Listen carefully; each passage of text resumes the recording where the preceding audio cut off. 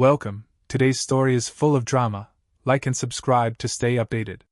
Let's get started. Just as I was leaving the park, my phone rang. Hi Alex, this is Ryan. Are you on your way back to town? Just pulling onto Westbrook now. What's up? Could you stop by the shop for a few minutes?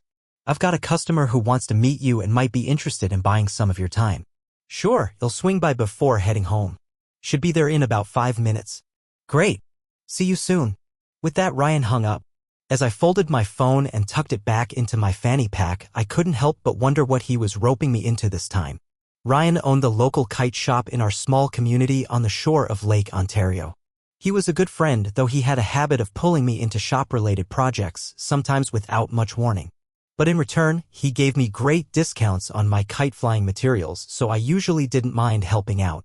Lately, I'd been filling in for the store's beach teach, a role usually handled by Mark, who had to leave town for a family funeral. That meant spending 6 hours a day, 2 days a week, out on the state park beach helping customers who had bought kites figure out how to use them. Most of the time, it was first-time flyers drawn in by the coolness of stunt kites but with no clue how to actually get one in the air. Beyond just teaching, I was also an unofficial walking, talking, and flying advertisement for the shop. You'd be surprised how many people would stop to watch me fly and start asking questions. Many of them were total beginners, and after getting them hooked, I'd hand them one of the kite store's business cards from my fanny pack, pointing them towards Ryan for more gear and advice.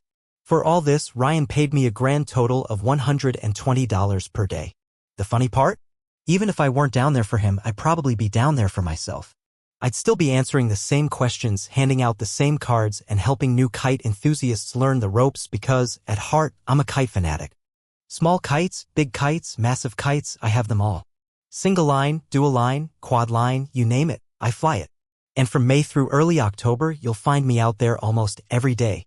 My name is Alex Carter, and I'm 44 years old. I also happen to be one of the luckiest people I know. Before I tell you about the next few months of my life, I need to share something that changed everything for me. It's a bit complicated, so bear with me. 2 days before my 36th birthday, I got a call from a local law firm. The representative asked me to come in to discuss an inheritance. I was convinced there had been some mistake. I had no family who could have left me anything. But the caller was persistent, so we scheduled a meeting for later that week. When I arrived, after some polite small talk, the lawyer finally got to the point. The inheritance had come from Mr. Harrison, the little old man down the block from my apartment. He had passed away the week before. I'd helped him out a few times when age and health made certain things difficult for him, small favors here and there. Nothing I considered significant. Or at least, that's how I had seen it at the time. Mr. Harrison had apparently seen things differently. Like me, he had no family, a fact we had discussed a couple of times when I was over there helping him. I guess that's what made him do it. He left me everything. After paying the inheritance taxes, I was the new owner of his condo located in an old rehabbed factory building in the middle of town. It was one of the premier locations in town, and I now owned one of the largest units in the building completely furnished. All of the contents were included, and all of the contents of his bank accounts and investment accounts. I was now a member of the somewhat wealthy people of the world. I would never have to work again. So I didn't. It took me just about 6 months to quit my job as an accountant for our county government. Our fair city is also the county seat. I didn't mind the work, just the boss. So one day, after what I considered some unjustified criticism, I handed in my resignation and never went back. I felt more justified about it all when that same department manager was released without recommendation some 5 months later. It's really petty of me, but I did enjoy that turn of events. I haven't really missed the work, just some of the people. Most of them were and are good folks. Some of us still get together occasionally. All of that happened about 8 years ago, and it's been an interesting 8 years. So I spend a bunch of my time designing, making, and flying kites. I know, a lot of people think that I should find something more uplifting to do with my time. But I tell them a kite lifts up just great. I just don't tell them that I also spend 2 to 3 days, and often evenings, each week reviewing reports from organizations and individuals supported by the Harlow Foundation, that Mr. H had established. It turns out that he had made quite a bit of money as an investor after selling his industrial equipment company about 30 years before he passed. 5 years before he died, he put $125 million into a charitable foundation. Its mission is to support worthy activities within our county borders. The foundation appointed a board of 5 community leaders from all over the county, and he had headed the board himself. He had the deciding vote on all funding that the foundation would make, and I had inherited his position on the board too. We give away between $6 and $12 million in grants to worthy activities each year from a fund that keeps getting larger and larger. I have found that the idea of what is a worthy activity is very much in the eyes of the beholder. It does take a fair amount of work to sort through all of the application forms and to check up on the recipients after they've had the money for a while. Sometimes they get more of our money. Sometimes they don't. So I put in time each week meeting with investment advisors, charity leaders, and individuals as needed for my service to the foundation. Frankly, it takes a fair amount of time and energy, but I'm extremely happy doing it. Who doesn't like giving money away? And I've been able to maintain the personal anonymity that Mr. H had always insisted upon. It's those community leaders on the board who make all the announcements and represent the Harlow Foundation when someone needs to physically and publicly show up someplace. It's good politics for them and privacy for me. It works. But that's why I can fly kites. It's a great sport and a lot of fun to help others learn how to do it. Our state park is one of the busiest in the system, with people from all over our state and others coming out to spend some time on our white sand beach and in our Cold Lake, Ontario waters. Over the years, the park beach has been sort of unofficially divided, and we kite flyers sort of have our own section to use. The beach volleyball poles make up one of our marks, the campground another, with the lake itself and the channel completing our boundaries. Someone is flying there just about every flyable day of the season. Ryan knows that I usually spend about 3 days a week on the beach. If he knew about my finances, he would probably choke about paying me my beach money. Anyway, on that Friday, I parked my relatively new but unremarkable Ford Voyager minivan in the public lot behind the kite store and headed in. I carried along the 2 kite bags of store kites that I had been flying for the past 2 days because Mark was due back this weekend to reclaim his beach teach job. The rest of the story is about the woman who is the second reason I say that I'm one of the luckiest guys in the world. As I dropped the kite bags behind the back sales counter, Ryan walked over, followed by a lady who was looking at me kind of funny. She was brunette, about 54, somewhat on the slim side, wearing a pair of dark blue mid-length shorts and a baggy t-shirt with the city's logo on it. Her hair was a short brown curly cap on her head. I've stopped trying to guess a woman's age, but if pressed, I'd say about 31, and she was definitely in the look at twice category. Alex, I'd like you to meet Samantha Reed. She's interested in learning to fly a Revolution, and I suggested that you might be able to find some time to help her out. Are you available at all tomorrow? I reached out to shake her hand and responded, "My pleasure, Samantha." No, I'm afraid my Saturday is already spoken for, but I could probably find a couple of hours on Sunday. Have you ever flown a stunt kite before? Hi, Alex. No, I haven't, but it turns out that I've watched you on the beach for quite a few hours. However, I didn't know who Ryan was calling for me, but I've seen you and you do know how to fly well. I was especially impressed by that big blue and white Delta you put up on Monday, but I didn't know that you were the store's designated flyer. Ryan turned away with a quiet, "Got to go cover the front counter. See me before you leave, all right, Alex?" "Sure thing, Ryan." "Samantha, I'm just filling in for the usual flyer who had to leave town briefly for personal business. Ryan paid me for 2 days of flying this week, and Monday was just for my own fun. That Delta kite is one of my favorites. It puts on a good show. It took me a while to find the right laundry to fly with it, but it's just about the way I want it now. Tell me, why do you want to fly a Revolution?" Over the past few weeks, especially, I've watched people flying stunt kites, and a Rev looks like one of the neatest ones out there on the beach. I like the way it will stop dead in the air, even hovering above the beach. After watching and talking to people, I came down here to the store, and Ryan tells me that the quadline kites are probably the hardest to learn to fly for a beginner. Is that true? Well, my very first stunt kite was a Rev 2, and it was the pits to learn. There were 2 of us guys trying to learn to fly them at the same time without anybody to help us, and we spent a lot of time putting our kites top spar first into the ground. But since my buddy and I learned how to control them, we've had a lot of fun with them. In fact, I think Ryan still has a picture of me flying a stack of 3 Revs up there on the wall behind the counter. So, it's possible to learn with a Reverend. Have you picked one out yet? Well, he tells me that he doesn't carry the Revolution X, so I thought I'd take a 1.5 SLE. I found a color pattern that I like, and he gave me a price that I thought was reasonable.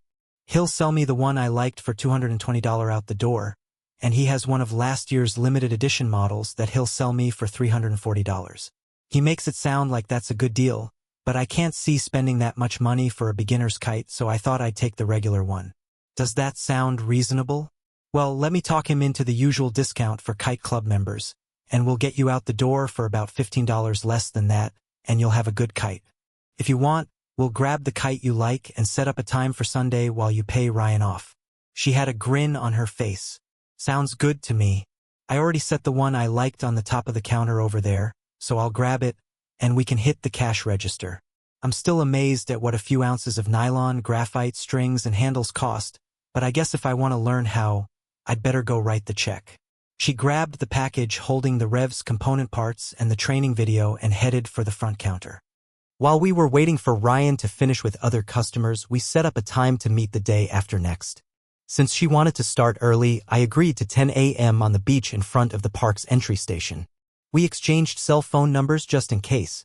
I told her that we'd try to fly the kite for a while, but that when we finished, I'd want to take about half an hour at my condo to balance the strings since they would have stretched quite a bit during our learning session. I also recommended that she watch the training video a couple of times before Sunday.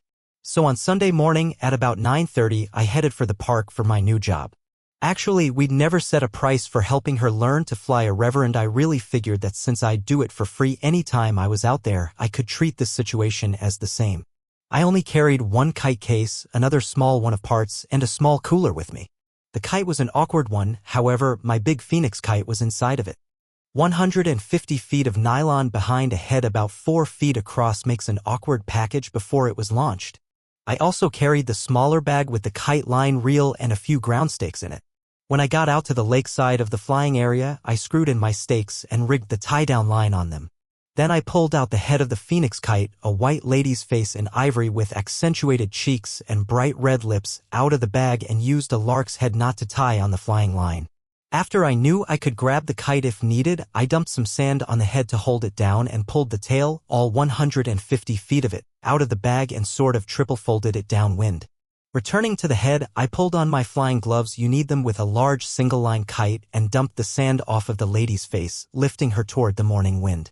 I let it take her, and she began her flight. She gradually lifted all of her multicolored tail off of the sand. As most of it shook out, I slowly let out the line until she rose to about 160 feet in the air. When I was sure that she was flying comfortably, I walked over to my stakes and tie-down line and used 2 lark's head knots to secure the fly line to the ground line. Gosh, I always thought she was one of my most beautiful kites when she was in the air. For a moment, I regretted not bringing her smaller twin with me that day. I had a 60-foot-long duplicate that I liked to fly about 25 feet above the larger one. It made for a neat show to put the two of them up together, but as they sometimes hunted, they required a bit more attention, and I hadn't wanted that additional distraction this morning.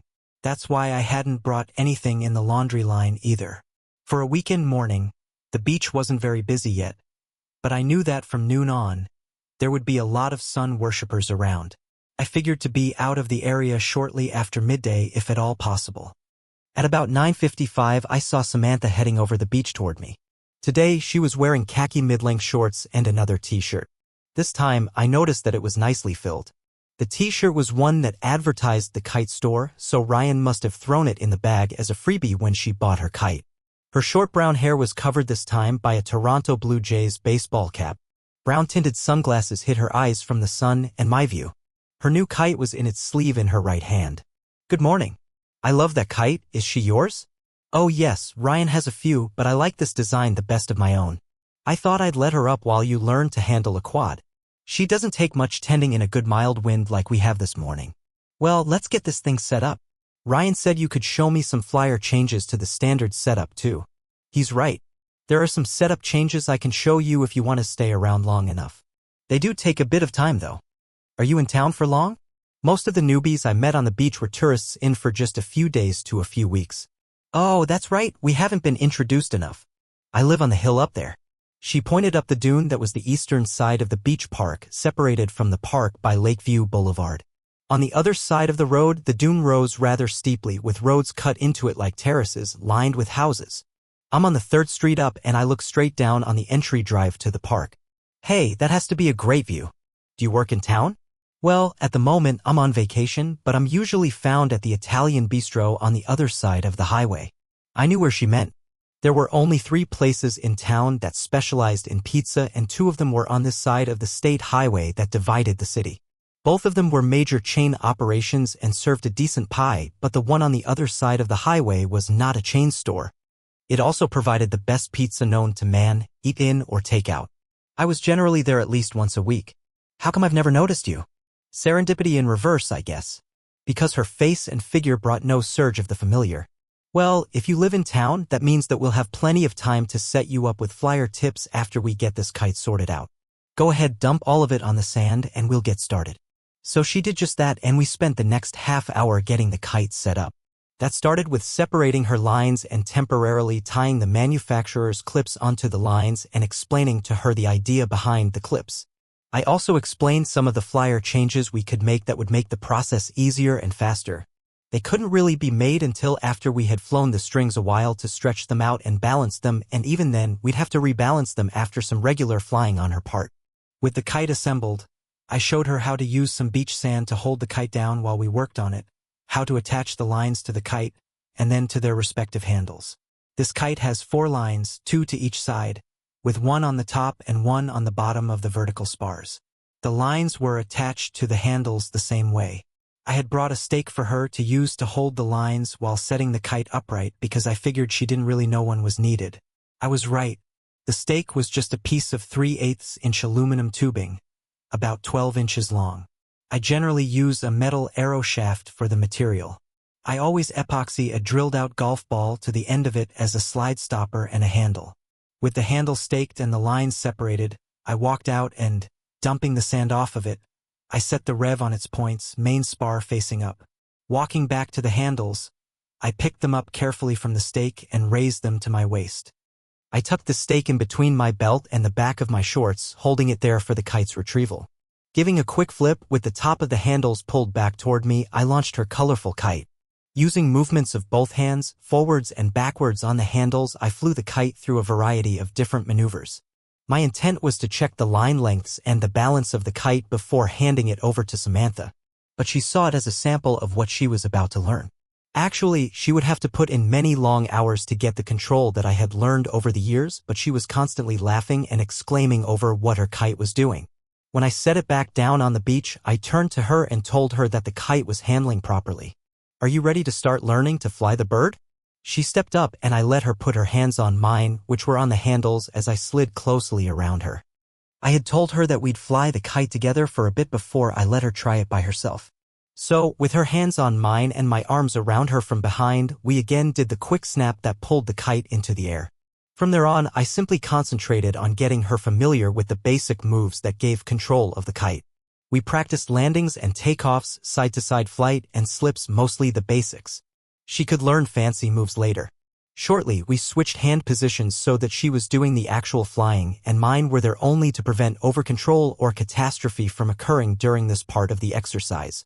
As she began to do the actual work, I began to really notice how nice she was to have my arms around, but was occasionally moving back into my crotch. And my arms had been brushing against the contents of her t-shirt since we started this flight. All told, I was becoming very aware of the fact that she was female and not at all undesirable. We'd been having a lot of fun together. But ever the teacher that I was trying to be, eventually I backed away and told her, "You're on your own."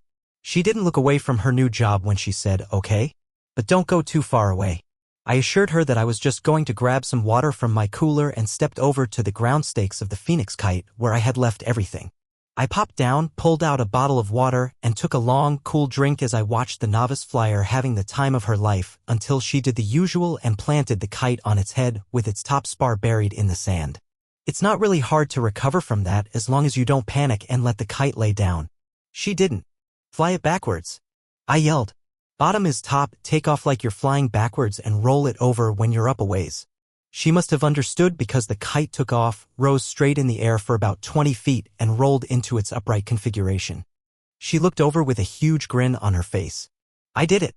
I took off from a crash just like it hadn't even happened. That was great. Okay, now land it right side up and stake the handles." She did, although I had the stake tucked at my waist, so I had to bring it over to her. When she got the handles staked and stood up, her hands were shaking from the tension she had been under during the past 20 minutes of solo flying. I remember the feeling from a long, long time ago.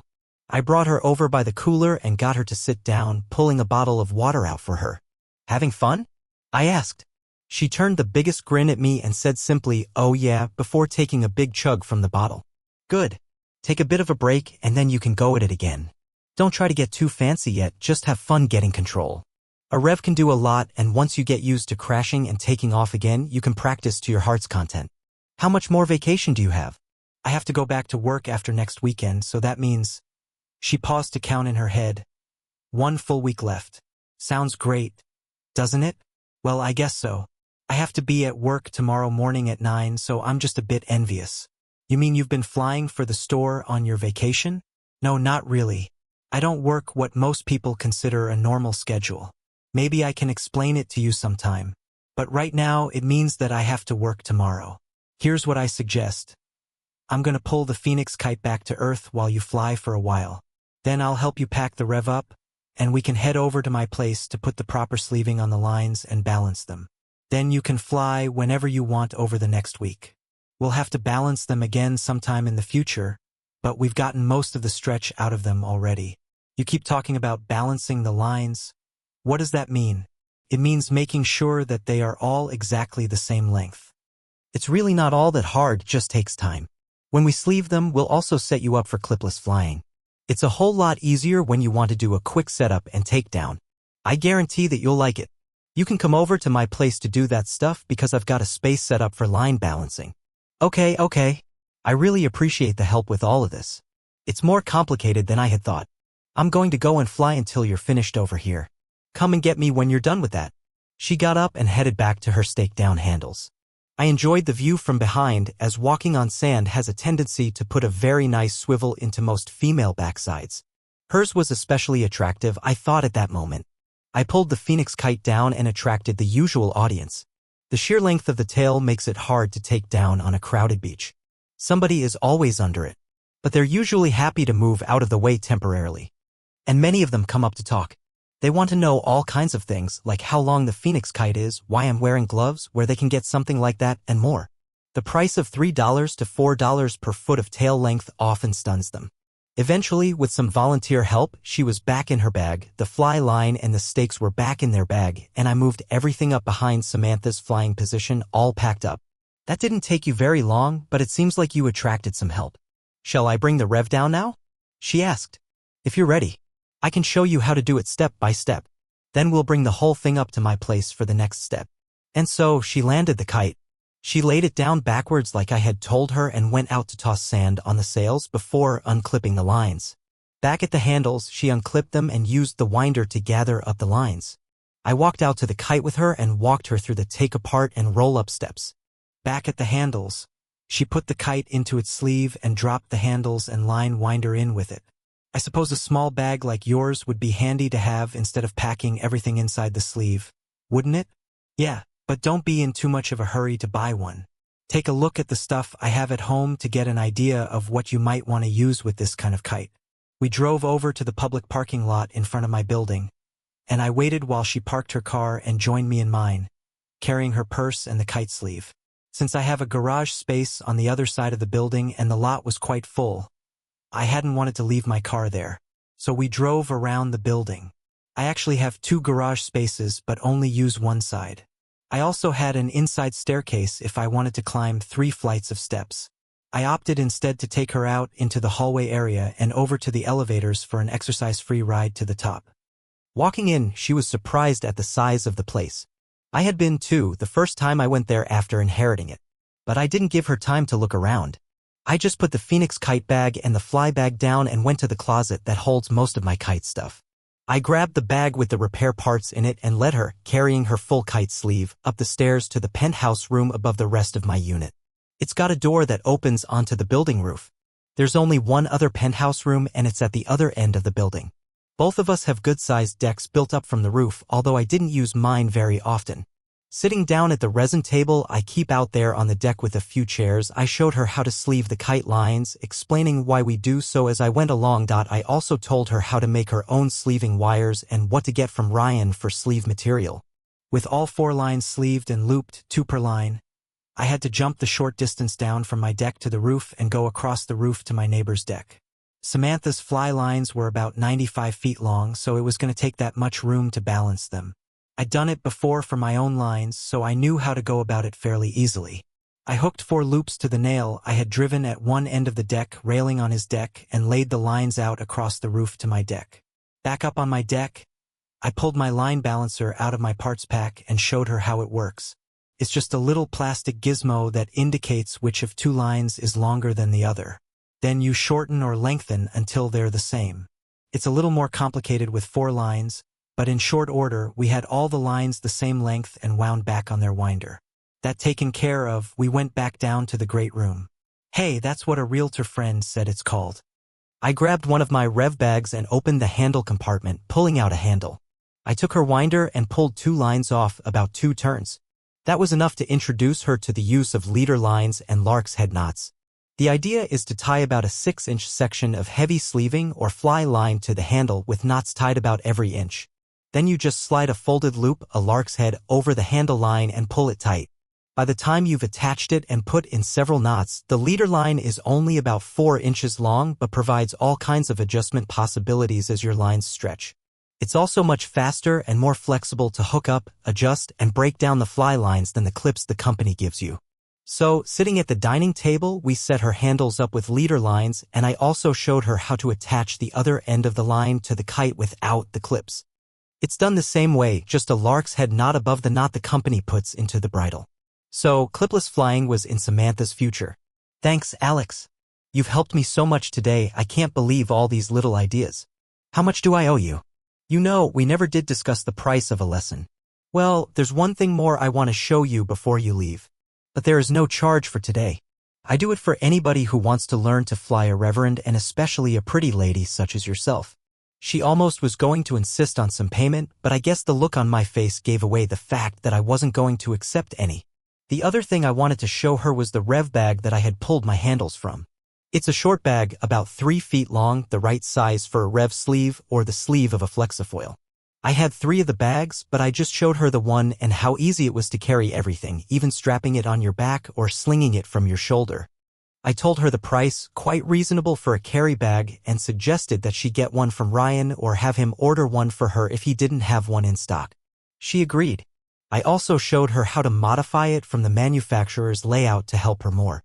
Well, if you won't let me pay you, and since it's at least an hour after most people eat lunch, will you let me share a pizza with you down at my place of work? Actually, that didn't sound bad at all. And since it was pushing 1:30, I was actually getting rather ready for some lunch. So I agreed as long as she'd ride with me. She agreed. And we walked the 3 flights of stairs down to my garage space, got into the van, and headed east. Like I said, I knew the restaurant well.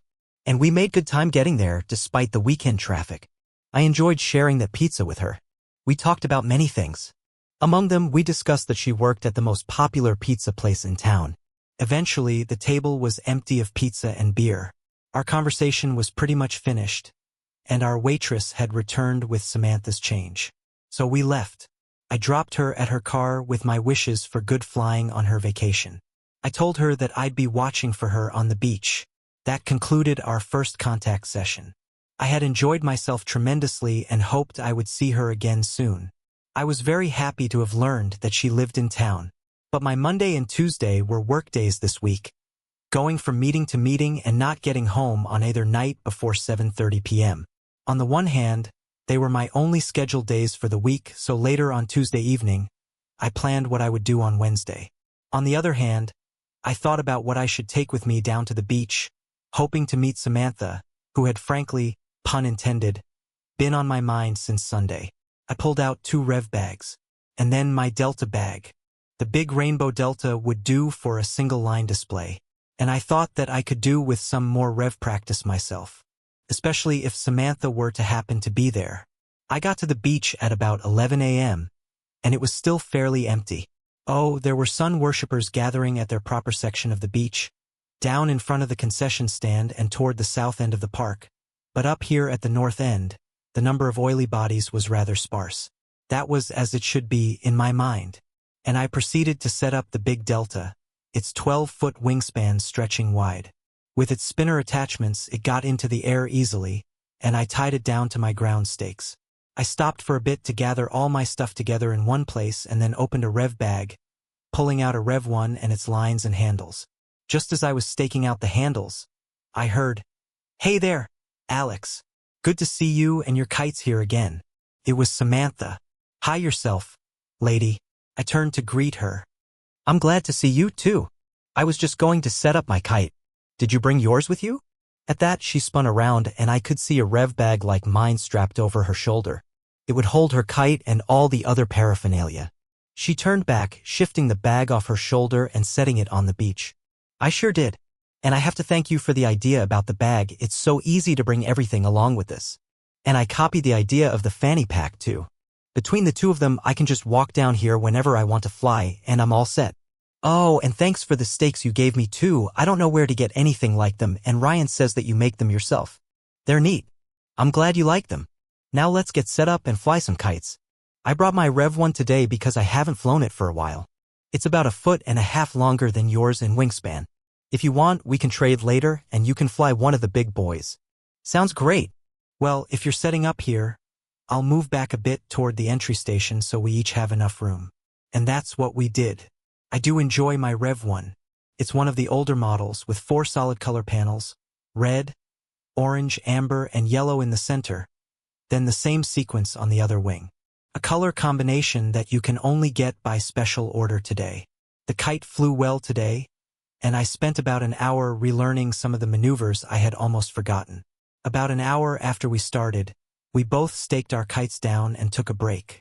We lay down next to each other and talked for about half an hour while rehydrating ourselves.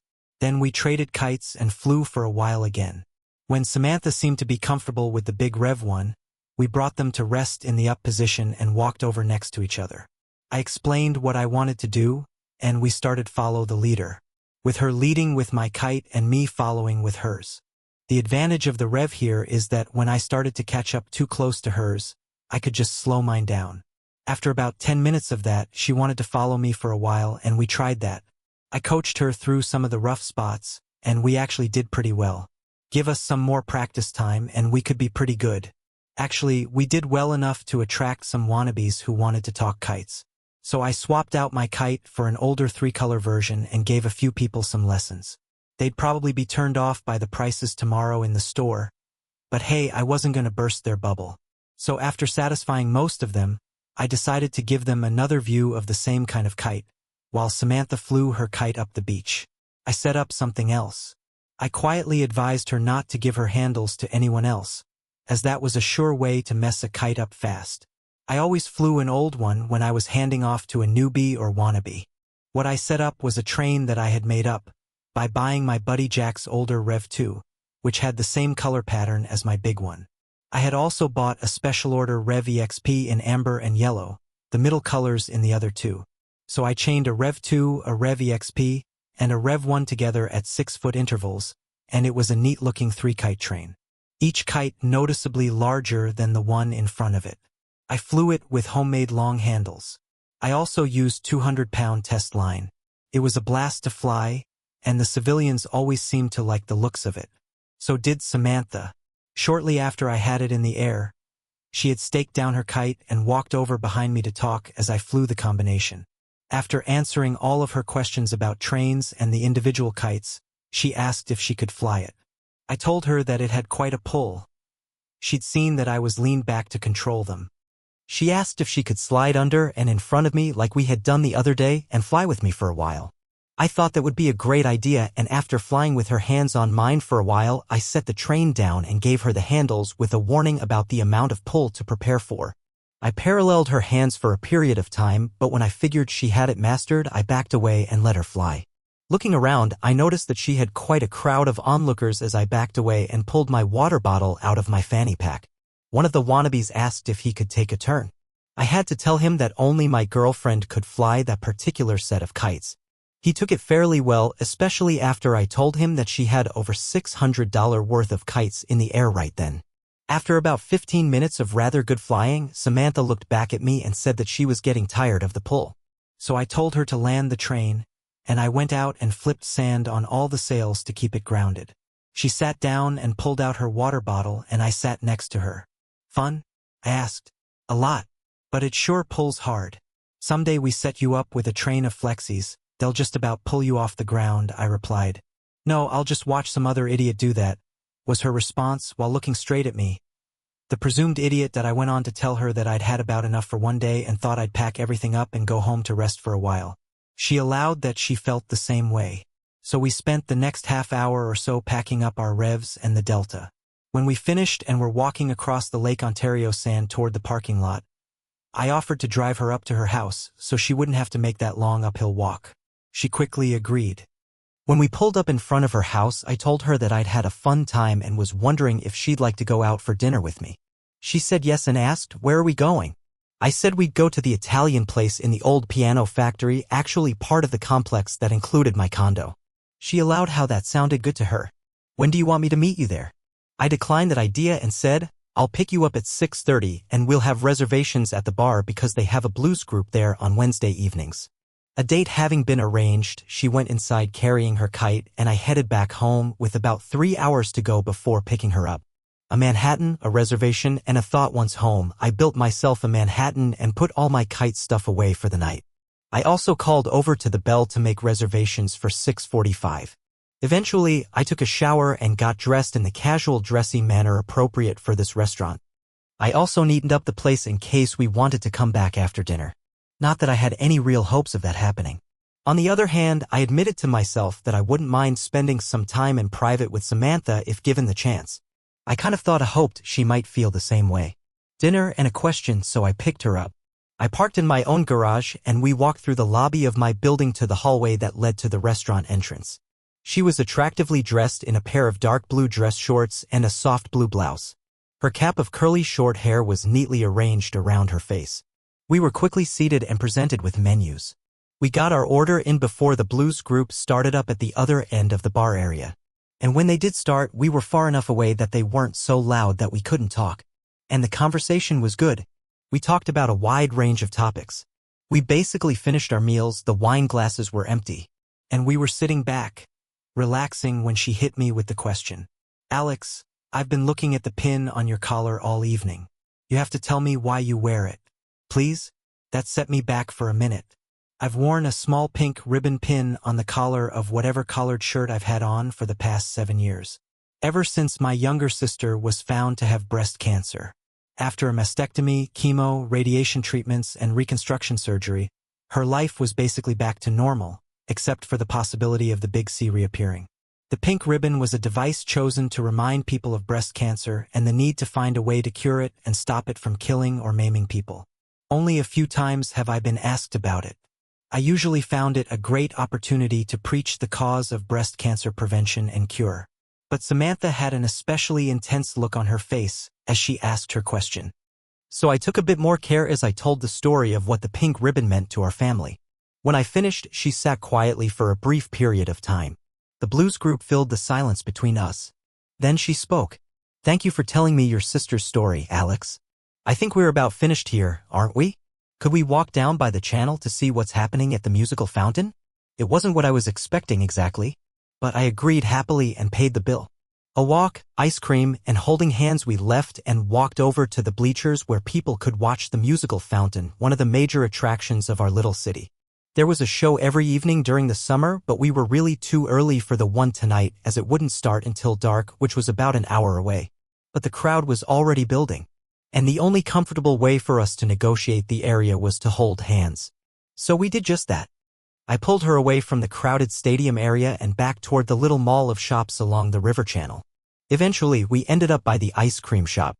And by some sort of nonverbal but mutual agreement, we went in to get cones, still holding hands. To me, that was the mark of a very good thing. The cones were really secondary, even if we broke apart at the counter in order to order and then carry our dessert. Crossing the main street, Samantha said, "Why don't we walk up to my house? Unless you don't want to walk back alone?" I allowed that the idea was acceptable and we headed out of town. The street she lived on was actually one of the main ones heading out from this area of the city. So, slurping good but melting ice cream from the sides of our cones, we headed away from the pile of folks in the downtown area and out onto the rather empty street leading to her house. When the ice cream was gone, we eventually ended up hand in hand again for the last several blocks. The conversation was mostly about kites and the flying activities she could see from her location on the hill overlooking the park. At her front door, I was a little undecided as to how to proceed. When she didn't invite me in, I knew that the evening was at an end. Looking at her, I turned her hand, so she turned to me. And when I leaned in, she didn't turn away. We kissed. Our first kiss, when she moved in closer, I moved to embrace her and she snuggled into the kiss just fine. My hands moved up and down her back, finally settling at her waist, then lower, resting at her hips. On impulse, I gave a gentle squeeze, testing the waters. She wriggled appreciatively. And we traded a little tongue, a slow and exploratory kind of kiss, not rushed or forced. Just the right amount of heat. But soon, she pulled back, turning to put her key in the lock. With a final kiss and a soft thank you, we parted. She closed the door gently and I turned to walk my way back into town. A message, a meeting, and a late start. Gosh, I had fun with her.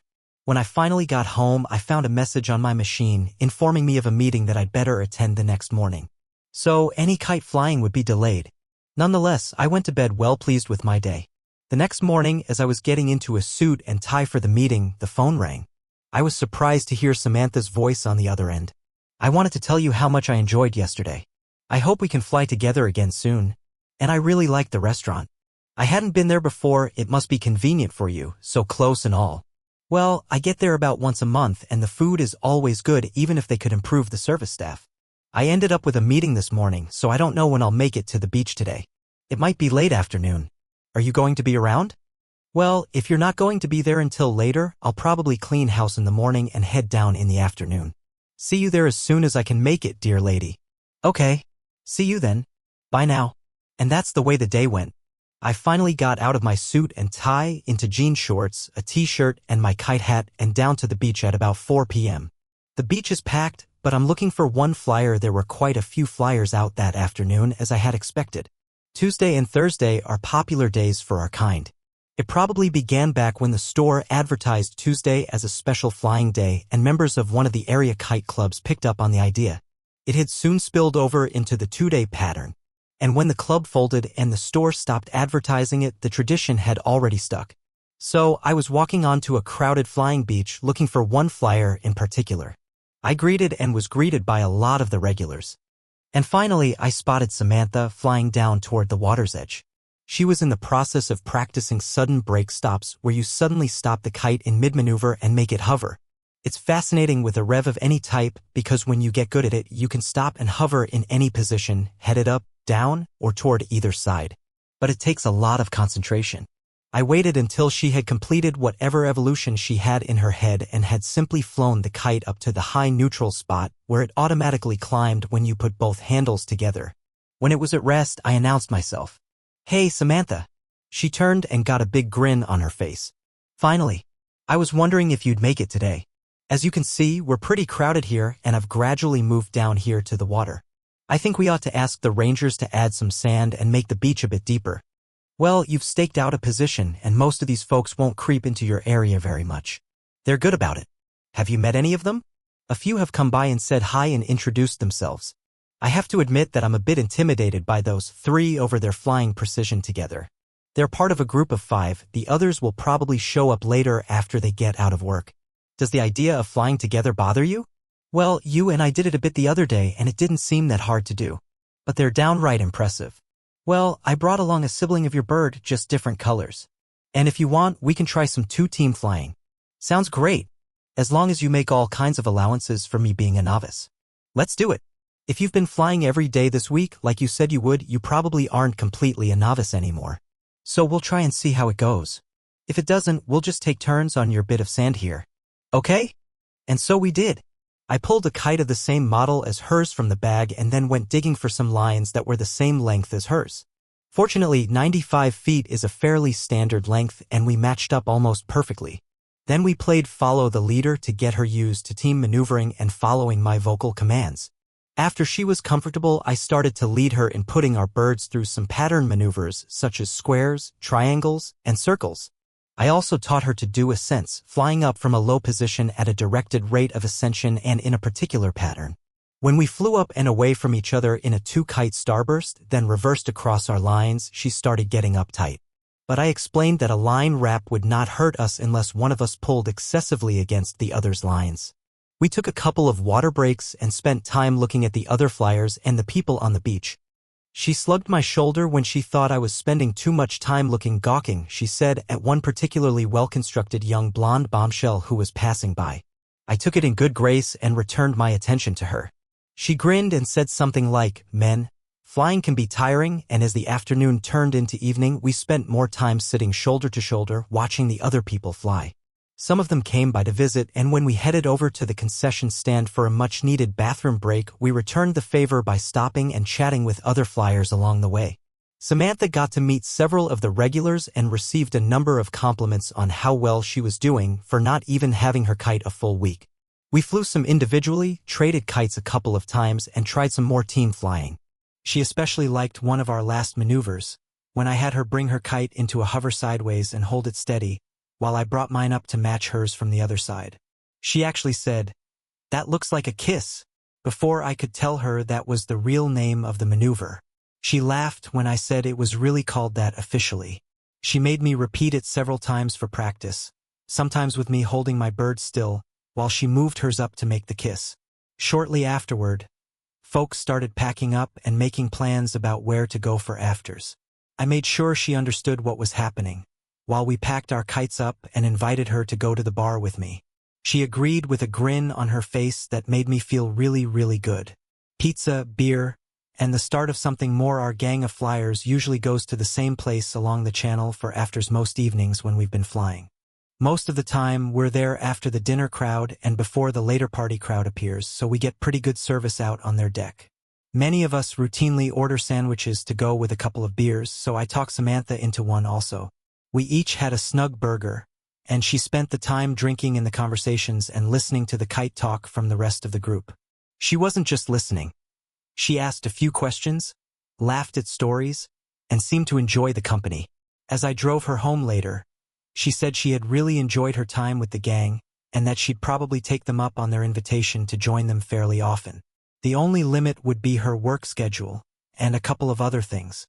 At her house, I walked her to the door, and again, we shared some snuggles and kisses, as well as a definite, "Good night, Alex." A morning call and another date the next morning. I was beginning my laundry and house cleaning routine when the phone rang again. It was Samantha calling before I could call her. She told me she had enjoyed the previous evening and thanked me for the lesson, the practice, and the meal in that order. She also told me that she had an appointment that morning and would probably be at the beach after one. "Are you going to be there?" "I'll be there," I told her. "But the beach tends to fill up as the afternoon goes on, so I'd suggest we quit about 4 and go to dinner together." She agreed, and just like that, we had another date. A day at the beach, a growing connection. I finished my homemaker chores around noon, made some lunch, and went to the kite closet. Because of the likely press of bodies on the beach, I wanted an easy single liner for show, so I picked the Patriotic Delta that Samantha had commented on earlier. I also grabbed a rev bag, of course, making sure that I had the same kite I had flown the night before. I also packed a matched pair of Rev 2s that I usually fly as part of a small stack.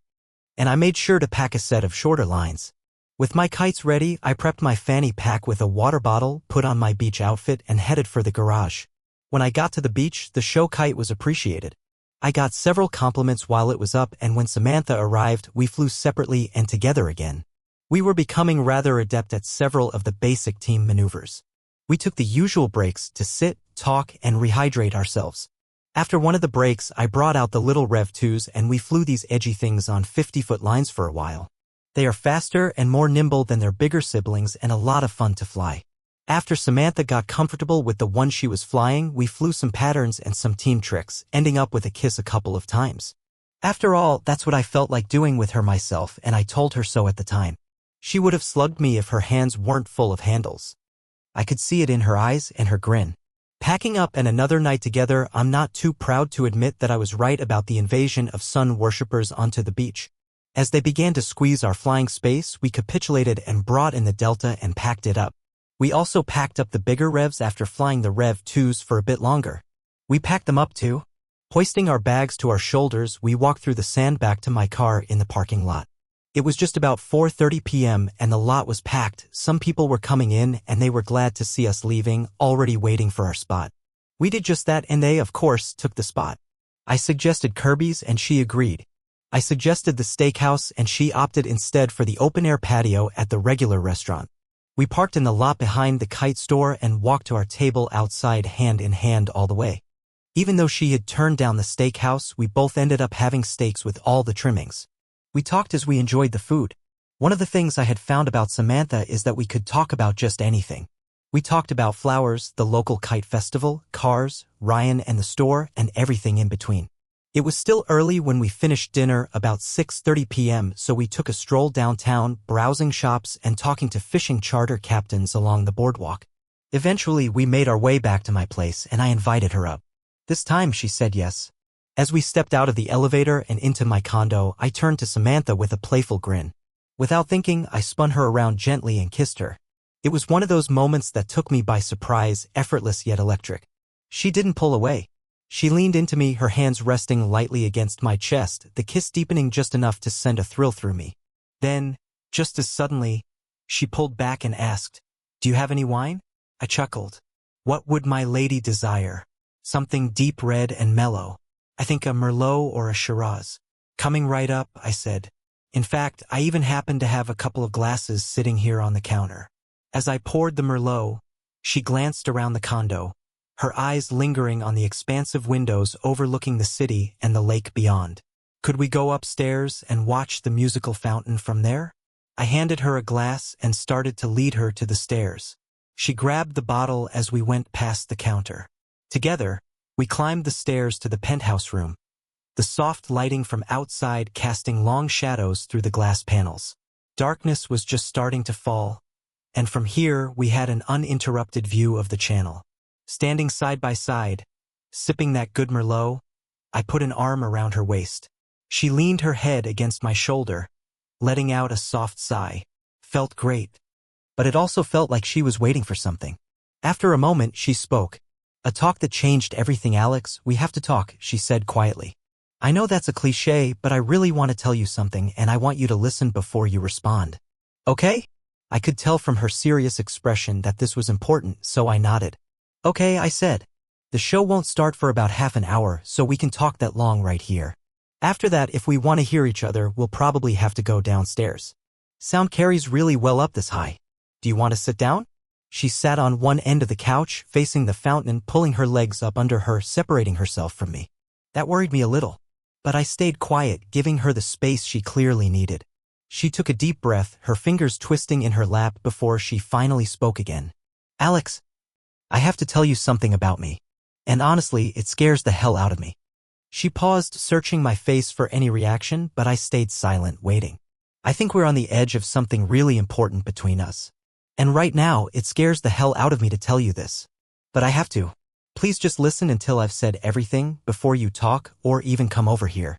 And then, if you want me to leave, I will." I felt my stomach tighten at the raw emotion in her voice. Whatever she was about to tell me, she was terrified of how I would react. I simply nodded, giving her the space to continue. She swallowed hard, took a sip of her wine, and then finally said it. "I'm not just a waitress at the pizza place.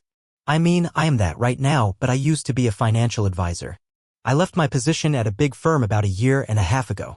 I left my old city, my old life, and moved here because—" She hesitated, her eyes dropping for a second before she pushed through. "Because my then-boyfriend dumped me the moment I told him I had been diagnosed with breast cancer." I felt my breath catch. She wasn't finished.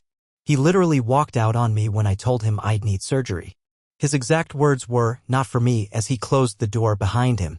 He left me completely alone to deal with it. And after everything, after surgery, chemo, radiation, I just wanted to leave it all behind. So I did. I moved here to the lakeshore, took a simple job, and just existed for a while. I didn't tell anyone. I didn't want anyone to look at me differently." She took a shaky breath, then met my eyes. "The thing is, Alex, my left side isn't the same anymore." She hesitated. Then, voice barely above a whisper, she said, "I had a mastectomy." And right now, all I have is a tissue expander where my breast used to be.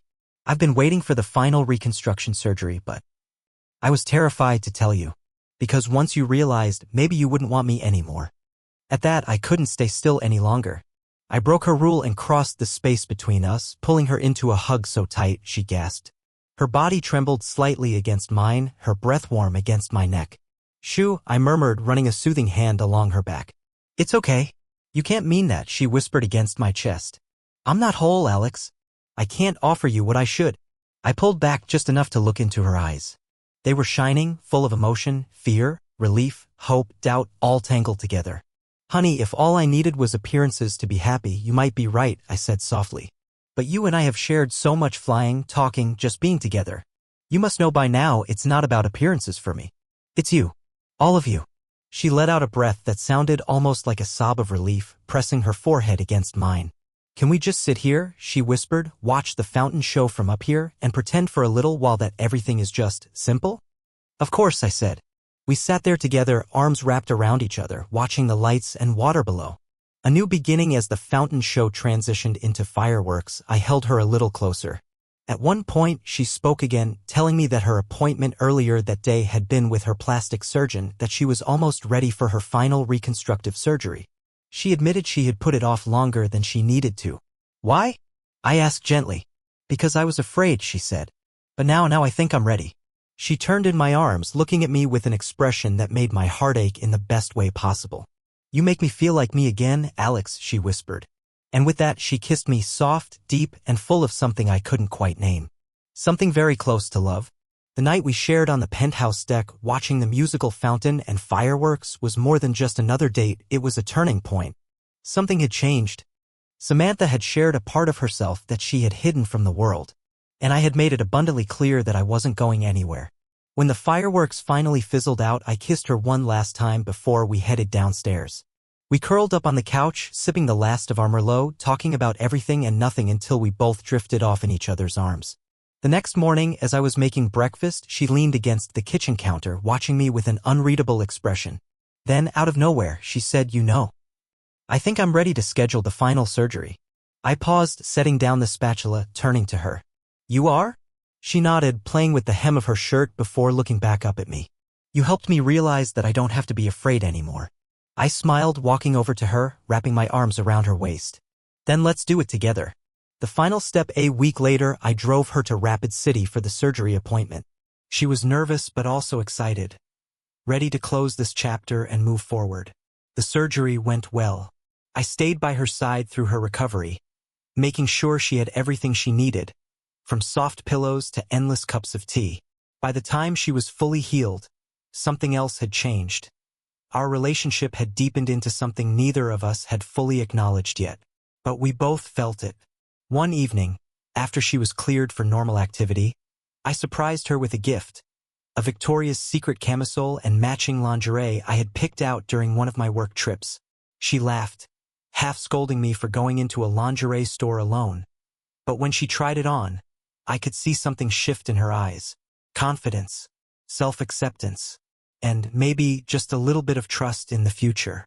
A proposal like no other. It took a few more months, but I finally did what I had been wanting to do for a while. I proposed. The first time, I did it wrong.